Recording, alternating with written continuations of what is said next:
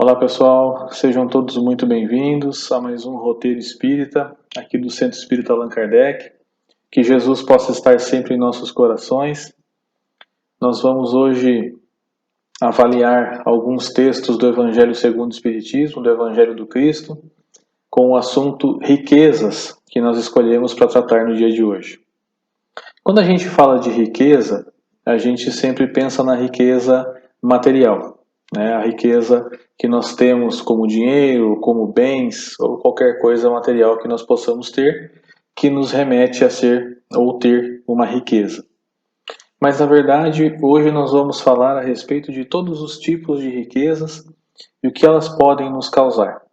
E eu escolhi dois textos diretamente do Evangelho segundo o Espiritismo, que é Guardai-vos da avareza e Jesus na casa de Zaqueu, para nos dar essa dimensão, essa ideia sobre o que é importante que nós devemos ter em relação à riqueza, que nós devemos observar e aquilo que nós precisamos tomar cuidado. Então são esses dois pontos que nós vamos avaliar nesse dia de hoje. Quando nós falamos de riqueza, nós pensamos que a riqueza ela não foi feita por Deus. Existem até muitos comentários, em que as pessoas dizem que a riqueza é do diabo, que ele não foi feito por Deus, porque a riqueza é uma coisa suja. Tudo isso é uma forma de pensar que veio de acordo com os séculos de uma crença que foi imposta para todos nós. Na verdade, tudo que existe no planeta Terra e no universo, tudo que existe no universo que nós temos conhecimento, é criação de Deus.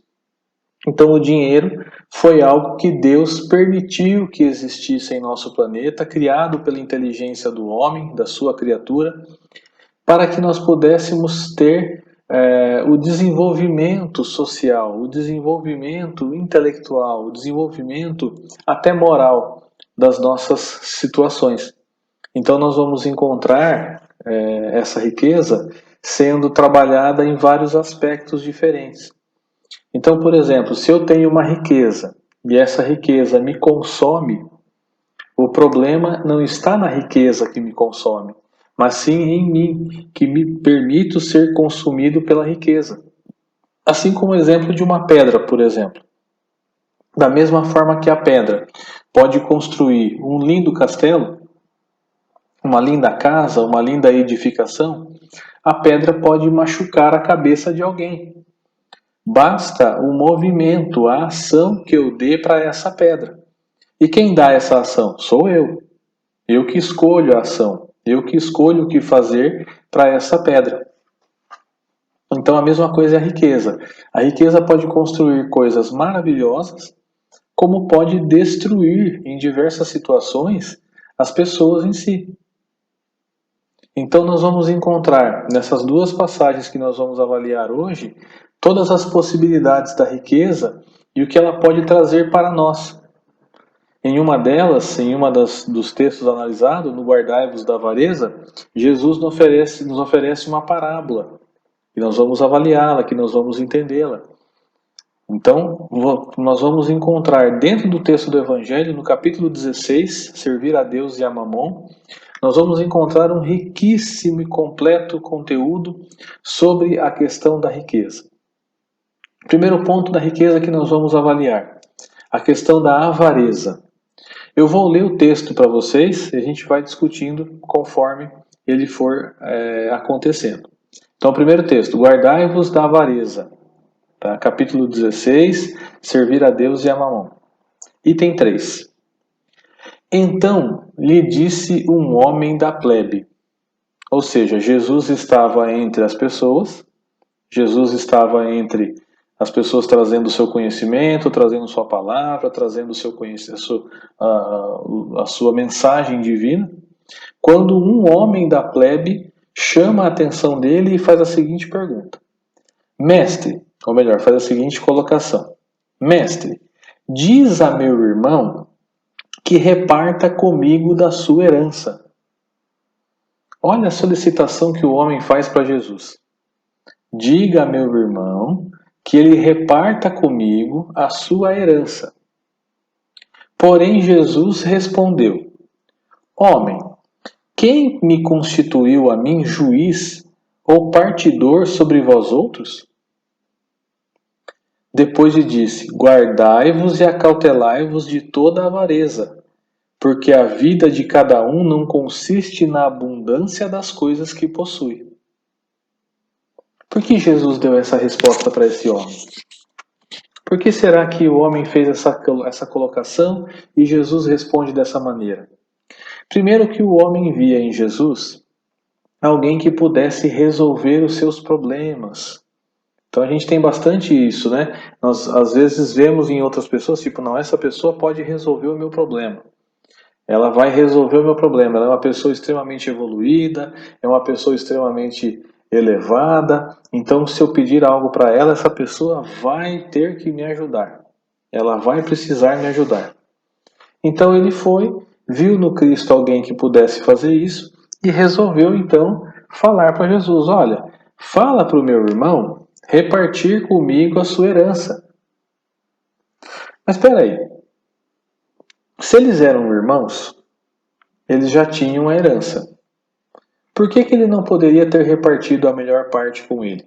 O que pode acontecer nessa situação, eles sendo dois irmãos, aqui no caso, pode ser que um deles seja o irmão mais velho e tenha recebido uma parte maior da herança, o que era comum naquela época. Os mais velhos, os irmãos mais velhos, recebiam uma parte maior da herança do que os irmãos mais novos. Ela era dividida somente entre os homens. Então, dessa forma, provavelmente o mais velho deve ter recebido uma parte maior e ele poderia ser o mais novo que recebeu uma parte menor. Ele então fala para Jesus: fala para o meu irmão dividir comigo a herança dele. Só que Jesus já conhecia aquela pessoa. Jesus já sabia o que se passava no coração daquele homem. Sabia que ele tinha um problema sério com a avareza. Ele queria cada vez mais guardar, amontoar os tesouros materiais. Jesus já sabia isso a respeito dele. E Jesus responde para ele, né? Quem que me constituiu juiz ou partidor? Em outras palavras, Jesus está falando assim, mas o que eu tenho a ver com isso? Né? Por que eu vou falar para o seu irmão dividir com você a parte dele? Quem que constituiu a mim juiz? Quem constituiu a mim partidor? Como que eu vou fazer isso? Né? Como que eu vou me intrometer na sua família? Até porque Jesus não poderia fazer isso. E ele dá um recado para ele. Guardai-vos e acautelai-vos de toda a avareza, porque a vida de cada um não consiste na abundância das coisas. Jesus está dando um recado para esse homem. Olha, você está mais preocupado em amontoar os tesouros da terra do que amontoar os tesouros do céu. Você está mais preocupado em guardar esse dinheiro, você está mais preocupado com o dinheiro, com o que ele pode lhe propor, com o que ele pode lhe trazer, do que preocupado com as coisas espirituais. Então, cuidado. Acautelai-vos da avareza, porque não vai ser esse tesouro, não vai ser esse dinheiro, não vai ser essa riqueza que você vai levar para o plano espiritual. Percebe o ponto que Jesus coloca? O problema não é ter dinheiro. O problema não é querer ter a riqueza. O problema não é querer você ter algo para você se garantir na sua vida material. Eu posso querer ter uma boa casa, um bom carro, um bom emprego, viajar? Claro que posso. Eu tenho total liberdade para isso. O que eu não posso é me apegar a isso. O que eu não posso é me grudar a isso. Ficar preso, amarrado, grudado com o dinheiro. Quantos e quantos irmãos nós recebemos em reuniões mediúnicas, em reuniões de atendimento aos irmãos necessitados, que vêm falando para nós da sua riqueza, do dinheiro que ficou para trás, em que eles ainda estão amontoados, em que eles ainda estão grudados, em que eles ainda estão apegados. Quanto desses irmãos estão há anos, muitas vezes décadas, muitas vezes séculos, presos a uma casa, presos a uma empresa, presos a um automóvel, presos a qualquer coisa por causa da avareza. Então é esse ponto que Jesus está nos chamando a atenção. É esse ponto que Jesus vai agora nos oferecer a parábola do rico insensato. A parábola do rico insensato é essa que Jesus vai propor agora, que é a qual nós vamos entrar. Então ele diz o seguinte: sobre então o que Jesus lhe propôs essa parábola. Então eu vou ler a parábola primeiro, para depois a gente avaliar ela. O campo de um homem rico tinha dado abundantes frutos. E ele revolvia dentro de si esses pensamentos, dizendo: o que farei, porque não tenho onde colocar todos os frutos? E disse: farei isso. Derrubarei os meus celeiros e os farei maiores, e neles recolherei todas as minhas novidades e os meus bens. E direi à minha alma: alma minha, tu tens muitos bens em depósito para largos anos. Descansa, come, bebe, regala-te. Mas Deus disse a esse homem: insensato, essa noite virão demandar a tua alma, e as coisas que tu ajuntastes, para quem serão? Assim é o que entesoura para si e não é rico para Deus. Essa parábola está lá em Lucas, no capítulo 12, versículo 13. Olha que parábola interessante que Jesus nos conta, para que nós possamos olhar para dentro do nosso próprio coração, para que nós possamos olhar para dentro da nossa própria realidade. Ele diz o seguinte: o campo de um homem rico. Então, olha só, o homem já era rico. O campo de um homem rico. O homem já era rico. Ele já tinha uma situação tranquila. Ele já tinha como se manter durante a sua vida. Então, o campo de um homem rico tinha dado abundantes frutos. Abundantes frutos. Ele tinha um campo de plantação, e neste campo de plantação, o resultado das suas plantações foram frutos em abundância. Deu mais do que ele estava esperando. Deu mais do que ele estava esperando. E aí quem é de fora olha e fala o seguinte: poxa vida, ele já é rico. E justo no campo dele que dá mais frutos ainda. Não é isso que a gente pensa às vezes? Poxa vida, a pessoa já é rica. E ainda vai receber mais dinheiro ainda. E ainda vai receber mais frutos ainda. Os frutos que ele recebeu aqui estão dando em abundância. Mas aí a gente esquece que todos nós passamos por provações. E a provação do homem rico era exatamente essa.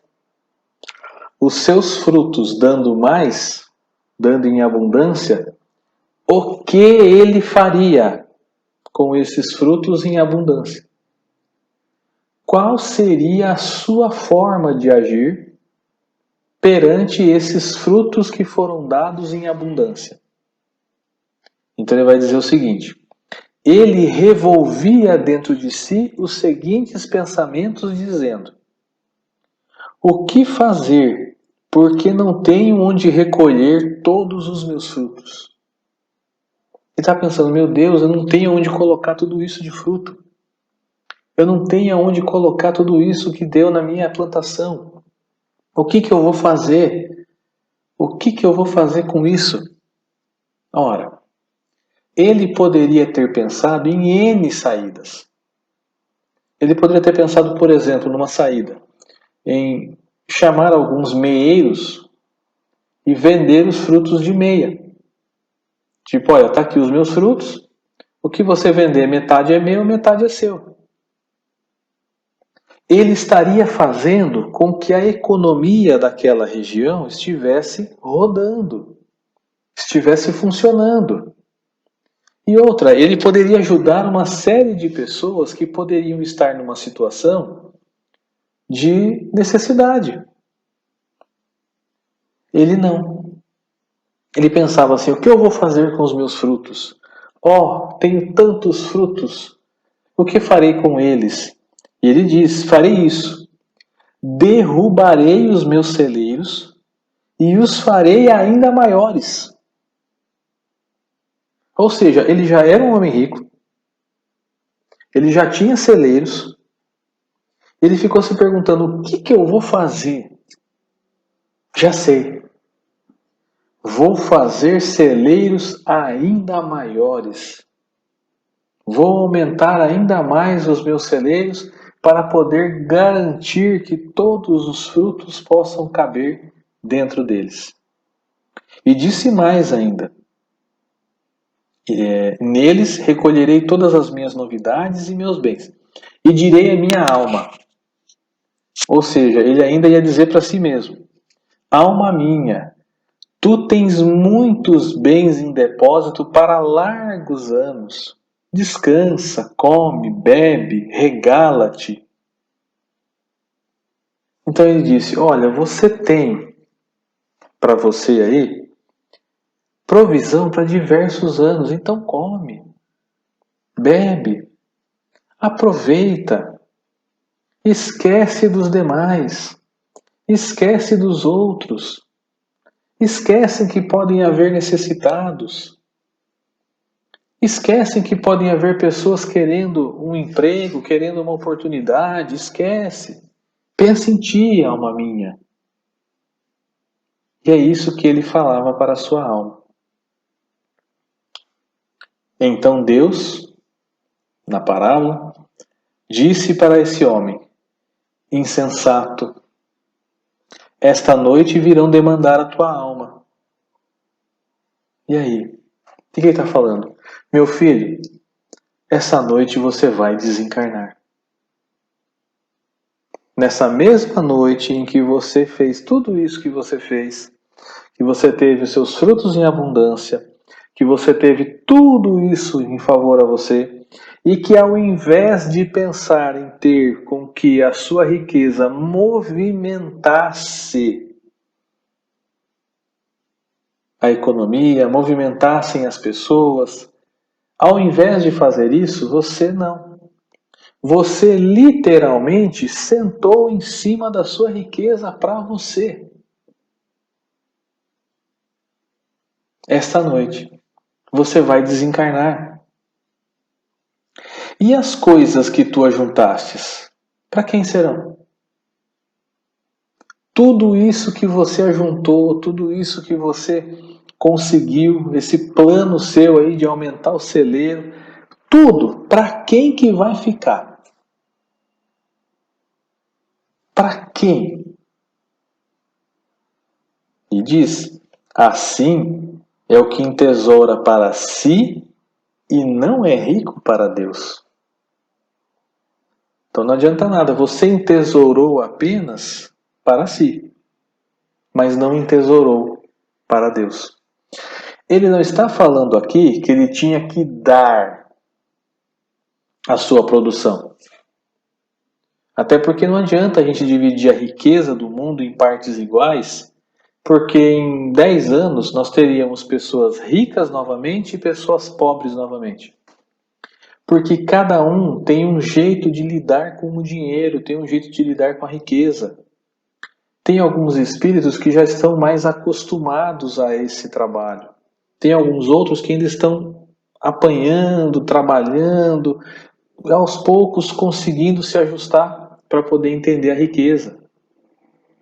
Sendo que a riqueza é uma faculdade, ou seja, é uma possibilidade, é um crescimento, é uma opção que Deus dá para nós, para que nós possamos aprender a crescer. Então aqui nessa parábola fica muito claro.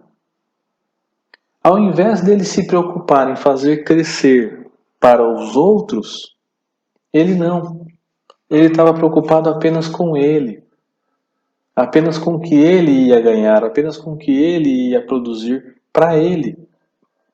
Entesourar apenas o dinheiro para ele. E eu me lembro sempre de um desenho animado, quando eu era criança eu via bastante, que era o desenho do Tio Patinhas. E me marcou muito esse desenho porque ele tinha uma caixa forte. Era um prédio cheio de dinheiro dele.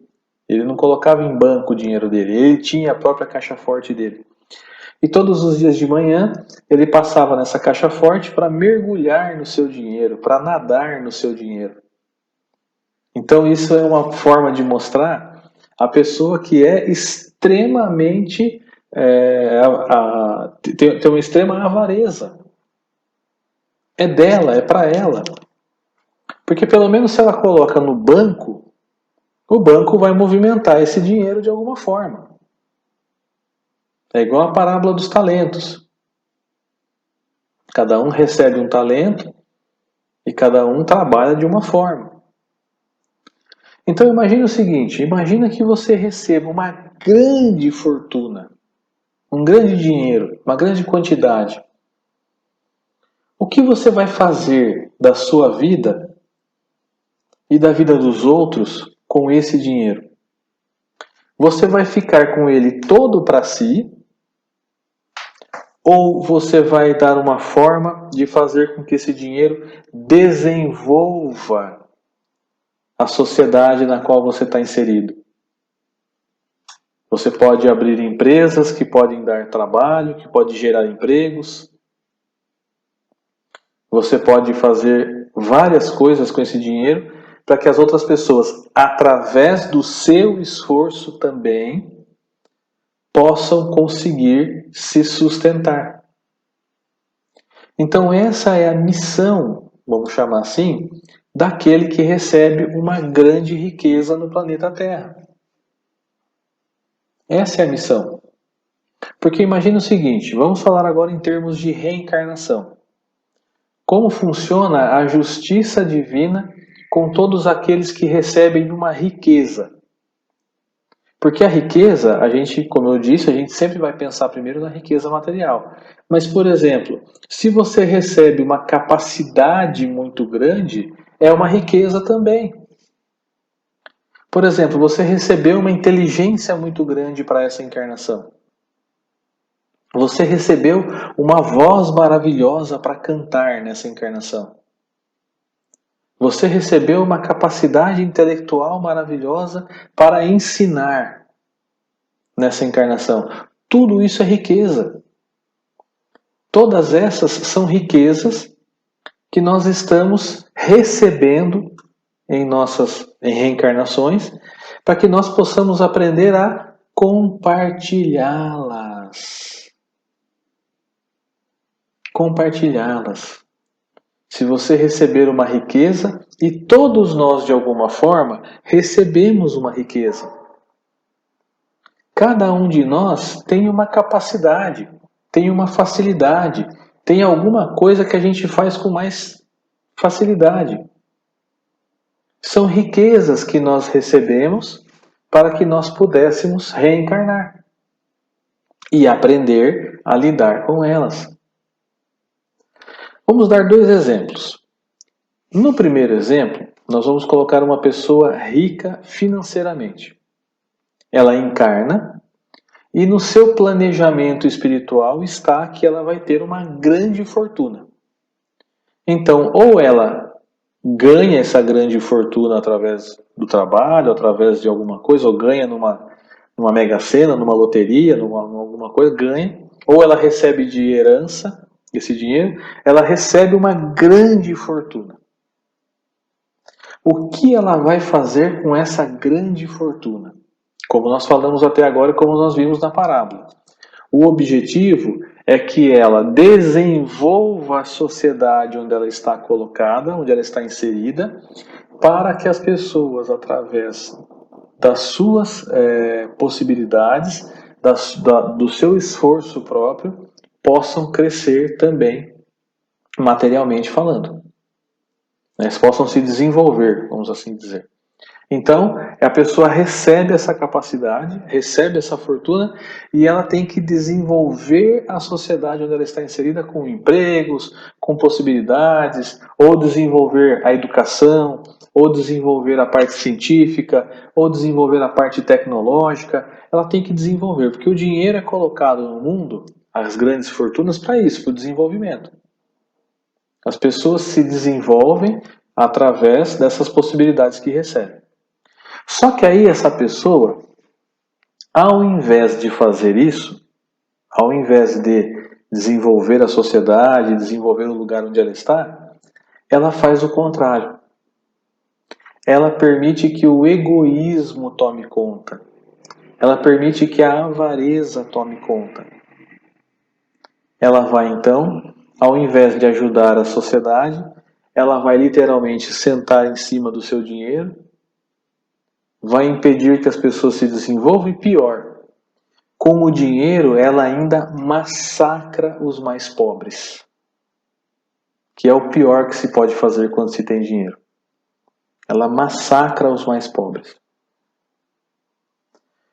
Quando o tempo passar, essa pessoa desencarnar, ela vai deixar essa fortuna toda para alguém, ou vai voltar para o Estado, se ela não tiver ninguém para herdar, isso retorna, mas ela simplesmente não vai ter mais aquele dinheiro, não vai ter mais aquela riqueza, aquele poder.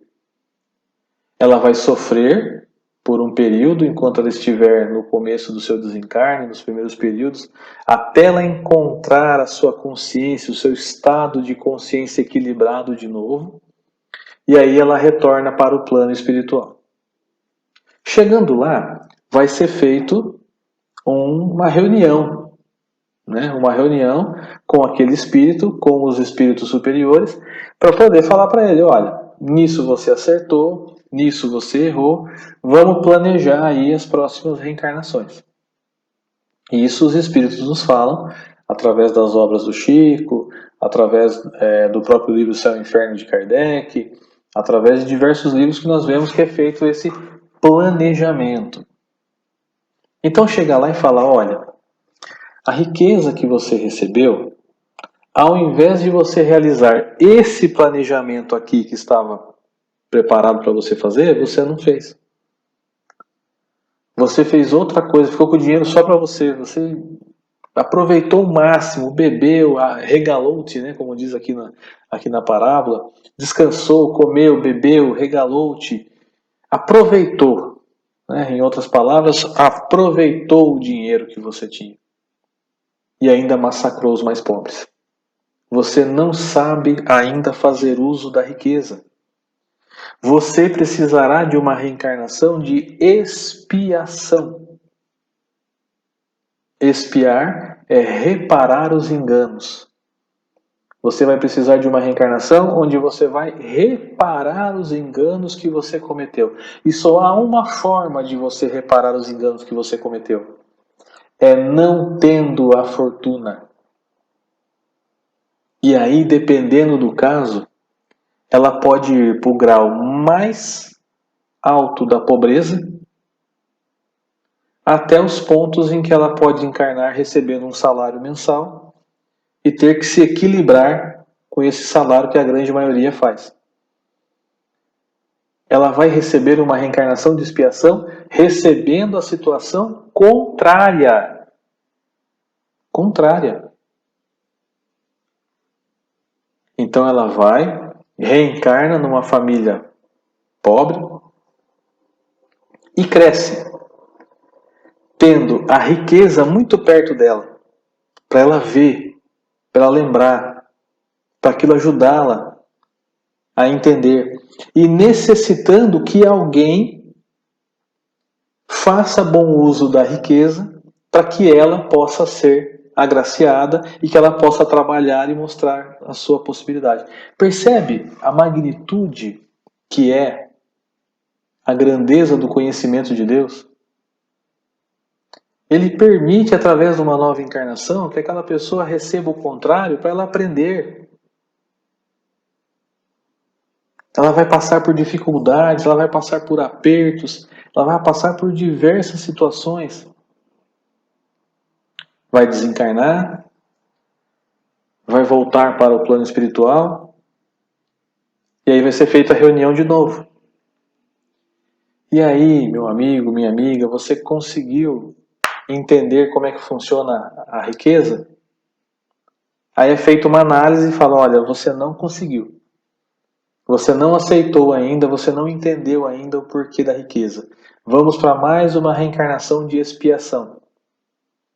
Ela volta de novo numa situação de pobreza, passa por aquela situação, desencarna, volta até ela compreender qual é a necessidade da riqueza. Vamos supor que se passaram 10 reencarnações na pobreza. Até chegar ao ponto em que entendem, olha, você realmente agora entendeu. Agora você vai ter uma reencarnação de prova. Não vai ser mais expiação, vai ser de prova. Lógico, isso aqui eu estou falando de uma forma didática, né? As reencarnações elas são provas e expiações o tempo todo, dependendo da situação. Mas nesse caso aqui, agora ela vai receber uma reencarnação de prova. Qual é a prova que ela vai receber? Receber de novo a riqueza.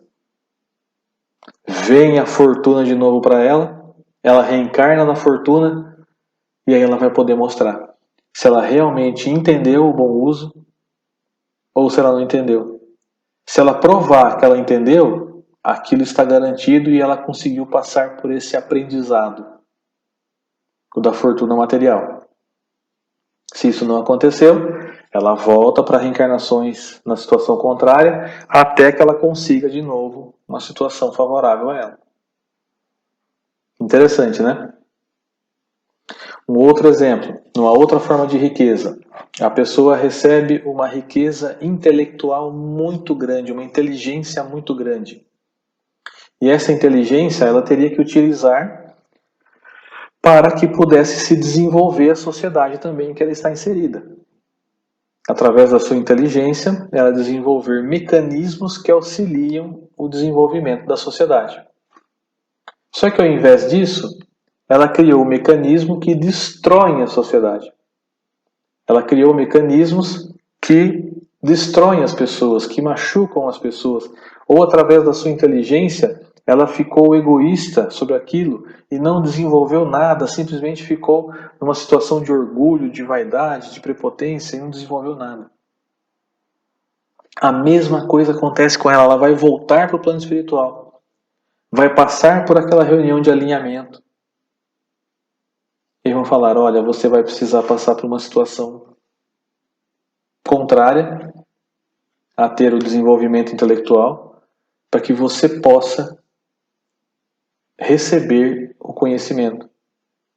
E ela encarna com alguma deficiência mental para que ela possa aprender a valorizar. Geralmente a pessoa é extremamente inteligente, ela tem dentro dela uma inteligência gigantesca, mas a questão mental, a questão da intelectualidade parada, vamos dizer assim, estacionada, ela vai experimentar uma situação mental diferente para que ela aprenda a valorizar aquilo. Então, quando nós vermos pessoas passando por situações mentais, pessoas com dificuldades mentais, deficiências mentais, nós não podemos ter dó de forma alguma. Até dó a gente não pode ter de ninguém. Piedade, para quê? É um guerreiro que está ali encarnado. É um ser inteligentíssimo que está ali encarnado. Mas está passando por um momento em que ele precisa de auxílio para aprender o real motivo da inteligência, o real motivo da questão em que ele está sendo colocado para aprender. É a justiça divina. Ao desencarnar, ele retorna ao plano espiritual, tendo aprendido, tendo passado pela fase de anestesiamento, vamos dizer assim, ele retorna com a sua inteligência toda liberada para que ele possa fazer o caminho certo, fazer o papel certo. Então essa é a forma que nós aprendemos, por isso que Jesus trouxe essa parábola aqui para nós. E aí, de uma outra forma também, nós vamos falar do segundo texto que está aqui previsto para nós hoje, que é Jesus na casa de Zaqueu. Então essa parábola, ou melhor, desculpe, essa passagem, ela também é bastante interessante, que vai contar de um homem chamado Zaqueu. Zaqueu era o chefe dos publicanos. O que significa ser chefe dos publicanos? Primeira coisa, o que é um publicano? Publicano era um cobrador de impostos. Eles cobravam os impostos para Roma. Então, por exemplo, naquela época não tinha imposto naquilo que você comprava. Você tinha que pagar um imposto do seu bolso. É como se fosse um imposto de renda. Então você pagava o imposto em cima daquilo que você tinha de dinheiro. Os publicanos, eles eram detestados pelos judeus. Primeiro, porque estavam tendo que cobrar impostos para Roma, para um estrangeiro. Eles detestavam o domínio romano, eles não queriam que Roma os dominasse. Então eles tinham essa questão de detestar, de pagar o imposto para os romanos. E o segundo ponto, geralmente os cobradores de impostos eram judeus. Então os judeus falavam que os cobradores de impostos estavam traindo a raça. Estavam traindo a própria raça. Então eles detestavam. E havia um outro ponto que acontecia com alguns publicanos. Se o imposto era 2 moedas, ele cobrava de você 3 moedas e ficava com uma. Então em cada imposto que ele cobrava, ele angariava a parte dele. Então havia corrupção nesse meio também. Ainda bem que era só nessa época. Então, nessa época, acontecia a corrupção daqueles que cobravam os impostos, daquele que usava o dinheiro dos impostos. Ele ficava com uma parte para ele. Agora, se o publicano era odiado, imagina o quanto era odiado o chefe dos publicanos. Porque o chefe dos publicanos, além de ser um judeu, que todo mundo detestava também por ser chefe dos publicanos, ele ainda tinha uma parte. Ele recebia um dinheiro, uma parte da propina ou da corrupção feita pelos seus trabalhadores. Então os publicanos tinham que pagar para ele um certo valor para que ele pudesse deixar as pessoas trabalharem em paz. Então o Zaqueu, muito provavelmente, havia vivido essa vida de tirar das pessoas mais do que era permitido, de cobrar os impostos mais do que era permitido, do mau uso do dinheiro dos impostos. Então nós vamos ver em Lucas também, no capítulo 19, versículo 1, ele contando a seguinte história. Tendo entrado em Jericó, atravessava Jesus a cidade. Então Jesus havia chegado a Jericó e estava atravessando a cidade. Vivia nela um homem chamado Zaqueu, e ele era chefe entre os publicanos e pessoa rica. Então ele apresenta ali o Zaqueu. Morava em Jericó um homem chamado Zaqueu, que era chefe dos publicanos e pessoa muito rica. Zaqueu procurava ver Jesus para saber quem era e não conseguia, por causa de muita gente e porque era de pequena estatura. Então Zaqueu, imagina, Jesus chegando em Jericó, rodeado de gente. Todo mundo andava junto de Jesus, todo mundo queria tocar Jesus, todo mundo queria ouvir Jesus. E os apóstolos ficavam perto de Jesus ali, tentando fazer com que o povo não chegasse tão perto, impedindo que as pessoas até o machucassem, pudessem chegar e derrubar Jesus, alguma coisa do gênero. Então eles ficavam ali protegendo Jesus. E o Zaqueu queria ver. Zaqueu queria ver Jesus. Ele não podia, porque tinha muita gente e ele era baixinho. Ele não conseguia enxergar Jesus no meio da multidão.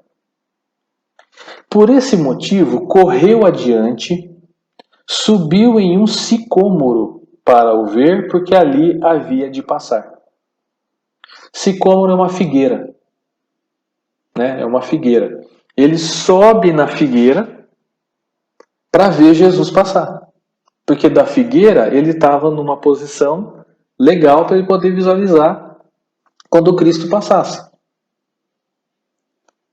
Quando Jesus chegou àquele lugar, levantou os olhos e ali o viu. Então Jesus estava passando pelo lugar, levantou os olhos e viu o Zaqueu em cima do sicômoro, em cima da figueira. E lhe disse: Zaqueu, desce depressa, porque importa que hoje eu fique em tua casa. Gente, você imagina? Você está em cima da figueira para tentar ver Jesus. Jamais imaginando que ele iria falar com você. Jesus olha para ele e o chama pelo nome. Jesus o chama pelo nome. Ele nunca tinha visto Zaqueu na vida. Ele chama pelo nome. Zaqueu. Isso é para a gente saber, gente, que Jesus conhece a gente pelo nome. Jesus sabe da nossa história. Cada uma das nossas histórias, Jesus sabe. É isso que mostra aqui nessa passagem, que Jesus sabe. Ele falou: Zaqueu, desce depressa, porque hoje eu vou jantar na sua casa. Eu vou ficar na sua casa hoje. Zaqueu desceu de toda a pressa para o receber prazeroso. Imagina o Zaqueu, ele queria ver Jesus e consegue que Jesus fosse na casa dele. Vendo isso, todos murmuravam, dizendo que Jesus tinha ido se hospedar na casa de um pecador. Tá vendo como as pessoas não gostavam do publicano? Como que Jesus vai jantar na casa de um homem desse? Como que Jesus vai comer com um pecador? E aí a gente se lembra, Jesus não veio para os sãos. Jesus veio para os doentes. E até hoje, para todos nós, Jesus veio para os doentes. Jesus veio para aqueles que mais precisam. Jesus veio para aqueles que mais necessitam. Para isso que Jesus veio. Entretanto, Zaqueu, ao estar na presença de Jesus, disse-lhe: Senhor, eu estou para dar aos pobres metade dos meus bens, e naquilo que eu tiver defraudado alguém, pagar-lhe-ei quadriplicado. Olha que interessante, na presença de Jesus, lá na casa dele, Zaqueu diz: Senhor, eu vou dar metade dos meus bens para os mais pobres. E aqueles que eu houver defraudado, né, na casa ele já sabia que ele tinha defraudado. Aquele que eu tiver prejudicado, eu vou restituir 4 vezes. Ou seja, Zaqueu era um homem que sabia que tinha errado, que sabia que tinha cometido erros e tinha conseguido a sua riqueza através do sofrimento de outros. Então, em vida, encarnado ainda, Zaqueu resolveu fazer uma mudança. Ele resolveu mudar. Ele falou: olha, eu vou dar metade dos meus bens para os mais pobres, e se eu houver fraudado alguém, eu vou colocar 4 vezes o valor que eu prejudiquei. Não é que a gente tem que dar metade dos nossos bens para os mais pobres para poder chegar onde Zaqueu chegou, não é isso. Mas Zaqueu se desprendeu. Zaqueu entendeu que não era a riqueza que era o mais importante, mas sim aquilo que ele ia conquistar ao ir para o reino dos céus, ao ir para o plano espiritual. Então é aquilo que eu falei, eu posso ter meus bens, eu posso ter dinheiro? Posso, não há problema nenhum. Eu não posso me esquecer do que é espiritual para buscar o que é material somente. Eu não posso me esquecer de tudo isso para poder buscar só o dinheiro, buscar só o que é importante, passar por cima das pessoas para conseguir dinheiro. Que foi o que aconteceu com ele. E olha o que Jesus disse para ele. Jesus lhe disse: hoje entrou a salvação nesta casa, porque este também é filho de Abraão. Porque o Filho do Homem veio buscar e salvar o que havia perecido. Olha que interessante, Jesus fala: hoje entrou a salvação nessa casa. Não está dizendo que ele, Jesus, é a salvação. Não é isso. Não está falando eu sou salvação, eu te salvei. Não. A presença de Jesus estimulou Zaqueu a agir da maneira que era considerada correta, que era o melhor para ele, para o espírito Zaqueu. E Jesus fala, porque esse também é filho de Abraão. Para os judeus é muito forte essa questão de ser filho de Abraão. E um publicano era considerado pela população como um filho que não era filho de Abraão. Ele não pertencia a Abraão.